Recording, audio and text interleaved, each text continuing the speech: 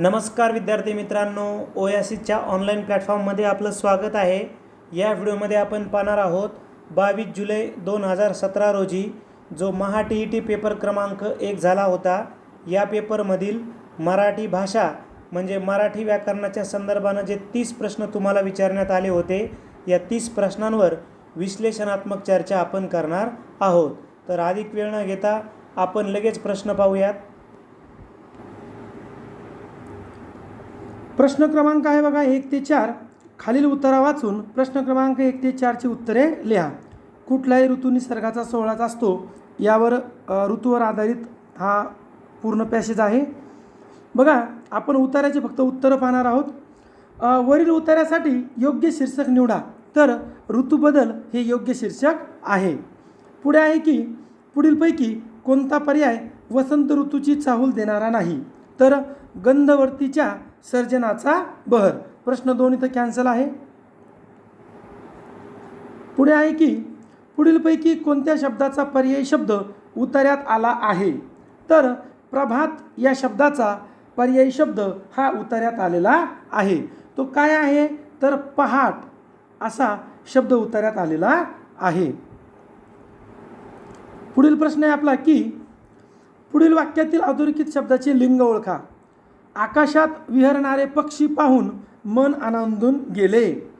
आता बघा, मन आनंदून का गेले, कारण आकाशात विहरणारे पक्षी पाहिले। मग आता आपण लिंग कसं ठरवतो, तर बघा, तो, ती आणि ते। मग तो पक्षी, ती पक्षी, ते पक्षी, तर काय येतं बरोबर, तो पक्षी पुल्लिंगी होणार आहे। पुढील प्रश्न आहे आपला की पुढीलपैकी एकवचन अनेकवचन यांची अयोग्य जोडी निवडा। अयोग्य, धार धारा बरोबर आहे, योग्य आहे। सतार सतारी योग्य आहे। गार गारा योग्य आहे। वार वारा ही चूक आहे, जे आपलं उत्तर आहे। कारण वार या शब्दाचे अनेकवचन, वार म्हणजे काय, तर दिवस। वार या शब्दाचा जो अनेकवचन आहे तो वार वारच आहे। बघा, वार वारच आहे।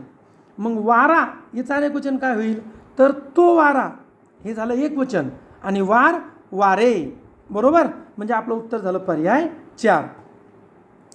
पुढे आहे पुढील वाक्यातील अधोरेखित शब्दाचा समानार्थी असलेला शब्द पर्यायातून निवडा। कठीण समय येता कोण कामास येतो। बघा, समय, समय या शब्दाचा समानार्थी शब्द काय आहे, घडी। वेळ, काळ, समय, घडी, बरोबर। अवघड म्हणजे काय, तर कठीण। मदत म्हणजे आता सरळ सरळ हेल्प। स्थळ म्हणजे ठिकाण। प्रश्न क्रमांक 8 कॅन्सल आहे। 9 नंबरचा प्रश्न आहे आपला, वाक्याचा प्रकार ओळखा। मुसळधार पाऊस झाला म्हणून दरड कोसळली। बघा, मुसळधार पाऊस झाला याचा परिणाम काय झाला, परिणाम, तर याचा परिणाम असा झाला की दरड कोसळली। मग आता जेव्हा परिणामबोधक उभयान्वी अव्यय जोडले गेलं तेव्हा ते काय आहे, संयुक्त वाक्य आहे। थोडंसं याविषयी डिटेल घेऊयात आणखी। बघा, काय आहे, केवळ वाक्य। केवळ वाक्यात एकच उद्देश व एकच विधेय असतो। केवळ वाक्यात शुद्ध वाक्य असे म्हणतात। ऐश्वर्या कादंबरी वाचते। मिश्र वाक्य, एक मुख्य वाक्य ज्याला आपण प्रधान वाक्य म्हणूयात, व एक किंवा अधिक गौण वाक्य। गौणत्व सूचक उभयान्वी अव्ययाने जोडून मिश्र वाक्य बनते। गुरुजी म्हणाले की प्रत्येकाने नियमितपणे शाळेत यावे। संयुक्त वाक्य, दोन किंवा अधिक केवळ वाक्ये प्रधान वाक्य बोधक उभयान्वी अव्ययाने जोडले असता जे एक जोडवाक्य तयार होते त्या संयुक्त वाक्य म्हणतात। मी पहाटे लवकर उठते व 1 तास अभ्यास करते। बघा, जर तुम्ही आपल्या ओयासिस करिअर पॉईंटच्या ॲपमध्ये गेलात तर ॲपमध्ये तुम्हाला आतापर्यंत 2013 पासून झालेले आतापर्यंतचे सर्व पेपर हे विषयानुसार ओल्ड पेपर तुम्हाला उपलब्ध आहेत। सब्जेक्ट वाईज आहेत। पुन्हा तुम्ही फक्त मराठी पेपर 1 जॉईन करू शकता, मराठी पेपर 2, इंग्लिश जॉईन करू शकता, गणित जॉईन करू शकता, परिसर अभ्यास, बालमानसशास्त्र व सामाजिक शास्त्राचे स्वतंत्र पेपर बनवलेले आहेत। त्याचबरोबर ॲपमध्ये आपल्याला सराव पेपरसुद्धा उपलब्ध आहेत। पुढील प्रश्न आहे आपला की पुढील वाक्यात आलेले चुकीचे विरामचिन्ह कोणते? बाई म्हणाल्या कॉमा, इन्व्हर्टेड कॉमा, पुढील पानावरील उदाहरणे सोडवा. तर अपसारण चिन्ह हे चुकीचं आलेलं आहे का ते आपण आता समजून घेऊ. आणि कसं? चिन्हांविषयी स्वतंत्र इमेज आहे बघा. बरं, आपण अर्धी अर्धी घेऊयात. ओके. स्वल्पविराम काय म्हणतं? एकाच जातीचे अनेक शब्द एका पाठोपाठ एक आल्यास किंवा संबोधन दर्शवताना वापरतात. हे स्वल्पविराम आले. पूर्णविराम विधान किंवा वाक्य पूर्ण झाले हे दाखवण्यासाठी वापरतात, बरोबर, किंवा शब्दाचा संक्षेप दाखवण्यासाठी वापरतात. आलं लक्षात? अपसरण चिन्ह काय आहे? बोलता बोलता विचार मालिका तुटल्यास तिथं काय वापरतो आपण? अपसारण चिन्ह. आता अवतरण चिन्ह पहा. एकेरी अवतरण आणि दुहेरी अवतरण. दुहेरी अवतरण आपण कधी वापरतो? तर बोलणाऱ्याच्या तोंडचे शब्द दाखवण्याकरता आपण ते वापरतो. मग आता एकेरी अवतरण एखाद्या शब्दावर जोर द्यायचा असताना किंवा दुसऱ्याचे मत अप्रत्यक्षपणे वापरताना. मग आता प्रश्न काय होता? चुकीचं चिन्ह कोणतं आलं? तर बघा, चुकीचं चिन्ह आहे अपसारण चिन्ह. ते इथं नाही आहे. हे चिन्ह कोणतं आहे? हे बघा, हे काय? स्वल्पविराम, हे अवतरण आणि हे स्वल्पविराम. मग आता शेवटी काय होता? पूर्णविराम. मग इथं हे जे चिन्ह आहे ना, याला काय म्हणायचं? याला म्हणायचं अपूर्ण विराम किंवा उपपूर्ण विराम. वाक्याच्या शेवटी तपशील द्यायचा होता तेव्हा ते वापरलं, बरोबर. चला पुढे चालूयात. आता काय आहे? अधोरेखित शब्दाची जात पर्यायातून निवडा. कोण आहे रे तिकडे? लगेच कळतं. शेवटी प्रश्नार्थक चिन्ह आहे आणि कोणला अंडरलाईन आहे. हे सर्वनाम आहे. उपप्रकार तर प्रश्नार्थक सर्वनाम, बरोबर. आता प्रश्नार्थक सर्वनाम आहे. मग काय होतं? जेव्हा कोण आणि काय यांचा वापर वाक्यात प्रश्न विचारण्यासाठी होतो तेव्हा त्याला आपण प्रश्नार्थक सर्वनाम म्हणतो. कोण आलं तर व्यक्तीसाठी आणि काय आलं तर वस्तूसाठी वापरतात.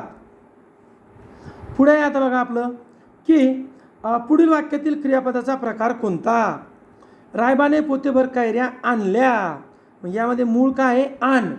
आण हा काय आहे? मूळ धातू आहे जो सिद्ध आहे म्हणून हे झालं सिद्ध क्रियापद. मग आता शक्य, प्रायोजक आणि भावकर्तृक काय? तर बघा, शक्य क्रियापद काय म्हणतं? कर्त्यामध्ये ती क्रिया करण्याची शक्यता किंवा सामर्थ्य आहे. जसं की बघा, रायबाला पोतेभर कैऱ्या आणवतात. त्याची ती कॅपॅसिटी आहे, तो पोतेभर कैऱ्या उचलून आणू शकतो. मग आता बघा, प्रायोजक. इथं यामध्ये कर्ता ती क्रिया स्वतः करत नाही तर तो ती क्रिया कोणाकडून तरी करून घेतो. ज्याला आपण काय म्हणतो? आज के कार्यक्रम के प्रायोजक हे स्पॉन्सर्ड बाय, बरोबर. मग आता याचं उदाहरण, तानाजी मालुसरे यांनी रायबाकडून पोतेभर कैऱ्या आणावल्या. मग त्याने स्वतः आणल्या का? नाही, तर तानाजी मालुसरे यांनी आणून घेतल्या. भावकर्तृक या क्रियापदाचा कर्ता वाक्यात स्पष्ट नसतो. बघा, क्रियेचा मूळ अर्थ हाच त्याचा भाव मानावा लागतो व तोच कर्ता मानावा लागतो. जसं सांजवले, उजाडले, गडगडते, मळमळते. पुढे आता नैऋत्य या शब्दातील वर्णांची संख्या किती? चला तोडूयात. बघा, न प्लस ऐ प्लस रफारचा र प्लस रू प्लस त प्लस य प्लस अ. मोजावर किती झाले? 1 2 3 4 5 6 7. पर्याय क्रमांक 1 7 वर्ण आहेत. बघा, ज्यामध्ये भावना, उत्स्फूर्तपणा यांना महत्त्व आहे असा पत्रप्रकार म्हणजे तर त्याला आपण निमंत्रण पत्र असं म्हणतो. याविषयी डिटेल घेऊयात. बघा, तक्रारपत्र. आपल्या शाळेसमोरील रस्ता खराब झाला आहे अशी तक्रार. आवेदनपत्र. ज्ञानसागर विद्यालयात संगणक शिक्षक पदासाठी केला अर्ज. माहिती किंवा चौकशी. आपल्या शाळेची पटसंख्येबाबत शिक्षणाधिकाऱ्याला माहिती देण्यासाठी लिहिलेले पत्र. निमंत्रण. आपल्या महाविद्यालयात कार्यक्रम आहे म्हणून आपण प्रसिद्ध नाटककार राजकुमार तांगडे यांना निमंत्रण पत्र पाठवलं. पुढे आहे योग्य समूहदर्शक शब्द निवडा. घरभर पसरलेल्या मडक्यांची रखमाने उतरंड रचली. मडक्यांची काय असते? उतरंड असते, बरोबर. ढीग विटांचा, कलिगडांचा, नारळांचा, थप्पी पोत्यांची, नोटांची, चळत नाण्यांची. पुढे आहे बघा, चौकटीतील अक्षरापासून तयार होणाऱ्या अर्थपूर्ण म्हणीतील कितव्या क्रमांकाची अक्षरे घेतल्यास एका वाहनाचे नाव मिळेल. पहिले आपण म्हण बनवू. म्हण काय म्हणते बघा, उथळ पाण्याला खळखळाट फार. उथळ पाण्याला खळखळाट फार. आता यामध्ये बघा, र आहे 13 नंबरला आणि थ आहे 2 नंबरला आणि शब्द तयार झाला रथ. बरोबर. पर्याय क्रमांक 3 बघा, पर्याय क्रमांक 3 13ला आहे र आणि 2ला आहे थ, तयार झाला रथ. उथळ पाण्याला खळखळाट फार. प्रश्न आहे, सगळे एकाच वेळी कसे येतील? तर वाक्यातील काळ ओळखा. तर काळ आहे साधा भविष्य काळ. रीती भविष्यकाळ सगळे एकाच वेळी येत जातील. अपूर्ण भविष्यकाळ येत असतील आणि रीती भूतकाळ येत असत. मोफत पाणी मिळवण्याची सोय, योग्य शब्दसमूह, तर त्याला आपण म्हणतो पाणपोई. ओके. आता हे पानवन म्हणजेच त्याला आपण वेटलँड म्हणू. दलदल, पाणथळ, धरण, सरळ सरळ डॅम, जलवाहिनी म्हणजे पाईपलाईन. पुढीलपैकी कोणता शब्द पर्याय शब्दयोगी अव्यय नाही? सबब. सबब काय आहे? उभयन्वी अव्यय. कडे, मागे आणि समोर हे शब्दयोगी अव्यय आहेत, जे शब्दाला जोडून येतात व त्या शब्दाचा वाक्यातील इतर शब्दांशी सहसंबंध दाखवतात. पुढे आहे बघा, ज्याला जे जे हवे त्याला ते ते मिळे देवा. वाक्याचा प्रकार काय आहे? तर आज्ञार्थी वाक्य आहे. मग आज्ञार्थीमध्ये उपप्रकार काय? प्रार्थना. बघा, क्रियापदाचा अर्थ स्वार्थ, आज्ञार्थ, विद्यार्थ, संकेतार्थ. क्रियापदाचे 4 अर्थ असतात. तुम्ही व्हिडिओ पॉज करून ते संपूर्ण वाचू शकता. आपण फक्त आज्ञार्थ डिटेल पाहूयात. ज्या वाक्यातील क्रियापदाच्या रूपावरून आज्ञा, आशीर्वाद, प्रार्थना, विनंती, उपदेश आणि सूचना या गोष्टींचा बोध होत असेल तर त्या वाक्याला आज्ञार्थी वाक्य म्हणतात. धातूला शक्यतो अ, आ, उ, ए प्रत्यय असतात. पुढे पाहूयात.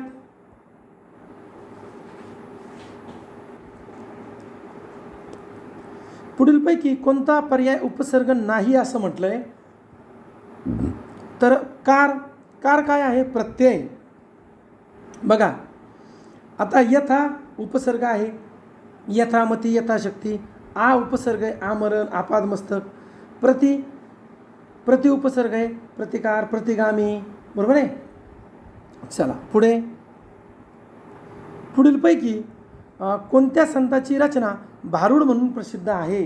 तर संत एकनाथ यांची रचना भारुड म्हणून प्रसिद्ध आहे. संत तुकाराम तर तुकारामांची गाथा. संत ज्ञानेश्वर यांची ज्ञानेश्वरी. संत नामदेव तर नामदेवांचे अभंग. सरकारी आदेशाची डॅश डॅश तिला चांगलेच महागात पडले. काय? पायमल्ली करणे. मग पायमल्ली करणे म्हणजे काय? तर आदेशाचे पालन न करून आदेश देणाऱ्याचा अवमान करणे. हस्तक्षेप करणे म्हणजे ढवळाढवळ करणे. विडा उचलणे म्हणजे निश्चय किंवा प्रतिज्ञा करणे. आणि राम म्हणणे म्हणजे मृत्यू होणे किंवा शेवट होणे.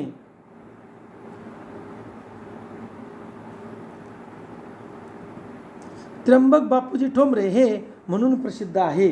तर त्यांना आपण निसर्ग कवी म्हणतो व बालकवी सुद्धा म्हणतो. आता नवकवी तर नवकाव्याचे जनक बासी मर्डेकर यांना म्हणतात. आणि गझलकार तर माधव जुलियन, सुरेश भट यांना आपण गझलकार म्हणतो. बनगरवाडी या पुस्तकाचे लेखक तर व्यंकटेश माडगुळकर. बघा, प्र के अत्रे यांचं एकच प्याला, तोमी नव्हेच, मोरूची मावशी ही साहित्य संपदा प्रसिद्ध आहे. ग दी माडगुळकरांचं गीत रामायण प्रसिद्ध आहे. पुढीलपैकी वेगळ्या अर्थाचा शब्द कोणता?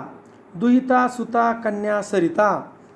आपल्याला लगेच कळतं की दुहिता, सुता, कन्या, तनया, आत्मजा, तनुजा, मुलगी, नंदिनी, पुत्री हे शब्द. मग आता सरिता काय आहे? सरिता वेगळा आहे. सरिता म्हणजे निर्झरिणी, तरंगिणी, कल्या, जलवाहिनी, तटिनी, नदी. जर तुम्ही आपल्या ओएसिस करिअर पॉईंटच्या ॲपमध्ये गेलात तर इथे तुम्हाला TETचे सर्व बोर्ड पेपर सब्जेक्ट वाईज मिळेल व सब्जेक्ट वाईज सराव पेपरसुद्धा उपलब्ध आहेत.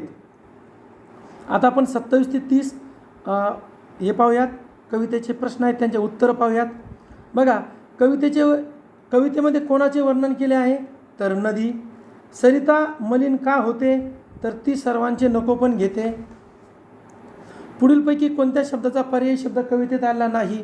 तर नम्र या शब्दाचा. पुढीलपैकी कोणता पर्याय कवितेतील वर्णांशी जुळणारा नाही? तर नदीला स्वतःबद्दल घमेंड आहे. बघा, आपलं जे ॲप आहे ओएसिस करिअर पॉईंटचं, हे प्ले स्टोअरला उपलब्ध आहे किंवा तुम्ही व्हिडिओच्या डिस्क्रिप्शन बॉक्समध्ये ॲपबद्दल लिंक वगैरे दिली आहे व इतर लिंकसुद्धा उपलब्ध आहेत. व्हिडिओ आवडल्यास लाईक करा, आपल्या मित्रांना शेअर करा. त्याचबरोबर ओएसिस करिअर पॉईंटचे यूट्यूब चॅनल सबस्क्राईब करा. धन्यवाद.